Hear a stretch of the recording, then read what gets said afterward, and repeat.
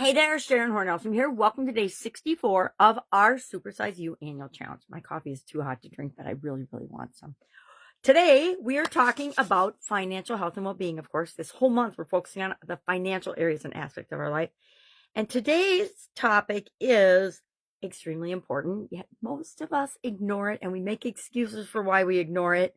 And that is to automate our wealth creation. And do that by paying this one thing first. What do you think that is? It is pay yourself first. So many of us in our lives make sure we pay all the bills, but we forget that if we aren't setting something aside up front, it never gets done. It's like that area in your house that you're going to declutter or clean, and you keep telling yourself you're going to, you keep telling yourself you're going to, and 5 years go by, and that corner has just collected 5 years worth of dust because you've never gotten to it and decluttered it. I have found that our savings and our investment in our life and wealth creation goes the same way of the dodo because we don't do it. We don't make ourselves a priority. And so today we're going to talk about that. We're going to talk about how do we automate paying ourselves first, meaning putting aside a certain percentage of what comes into our life first before we pay all the bills. And I've got a strategy for this that I don't remember where I got it, but I know my dad taught me this lesson, and he tried to pound it into my head over and over and over again.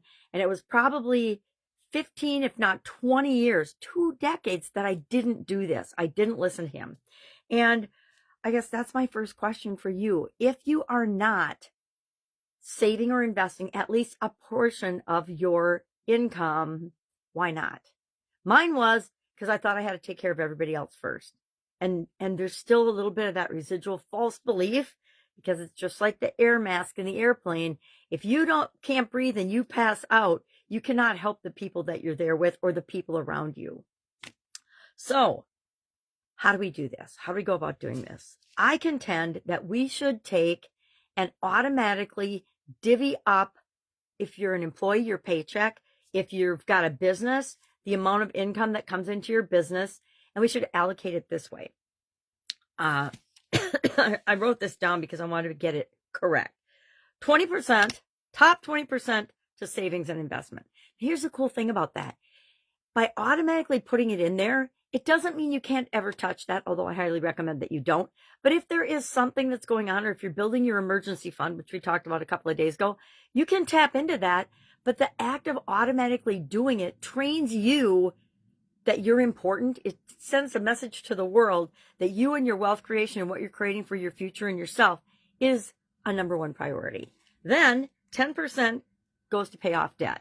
The next 10%, and set these up automatically. Set it up so that your bills are paid automatically. Back in the day when I was doing this, there was the old envelope method. And so we would put it in an envelope and then pay it up. But now you don't have to do that. Excuse me, because we have got all kinds of tools and strategies and automations that are available to us to make these things happen. And the truth is, if you don't have the money in your hands, and I know this is true of me, if I don't have immediate access to it in my bank account, I actually forget about it. And it's over there working and growing on its own. And what's better than having your money work for you? Nothing. It's the best possible form of passive income. And we all, most of us anyway, the older we get, are looking for some sort of passive income and different income streams. Then the third 10% goes to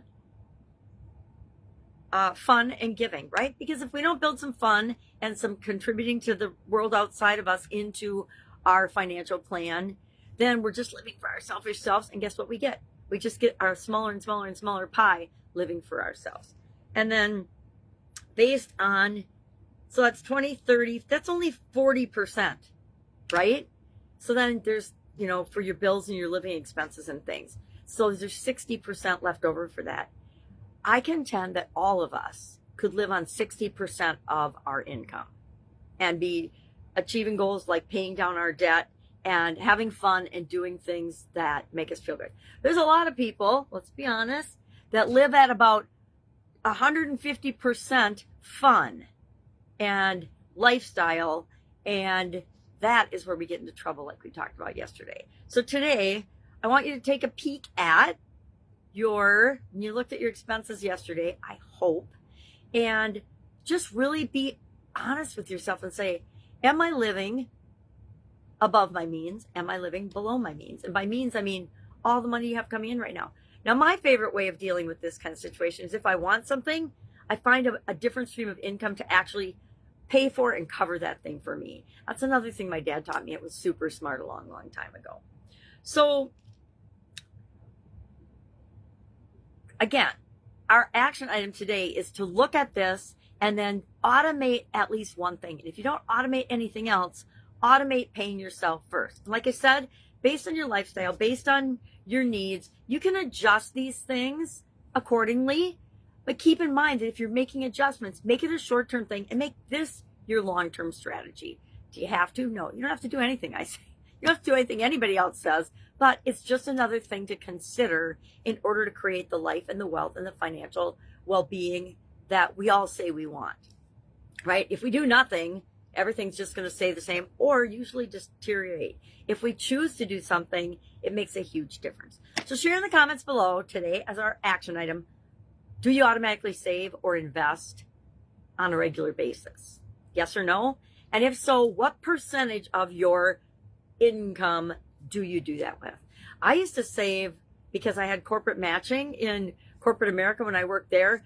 I saved 15% just off the top immediately because my company would match that. So if I stuck 15% in my retirement account, they would match that. So all of a sudden, I had 30% of my gross salary going into retirement.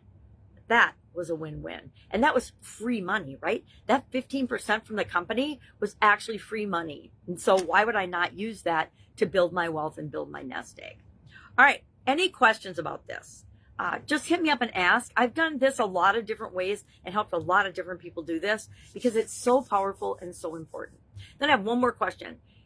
Would it be beneficial for me to create a free school account to have this challenge live and house this challenge in? I'd be willing to start a free account or, another account. I've got a Supersize Your Business community, but I'd be willing to start a community where we could actually engage and interact and help one another instead of me just sharing the videos and y'all doing it on your own. I think there's so much power in community. If you would like that, let's put a keyword. Let's put Supersize in the comments below.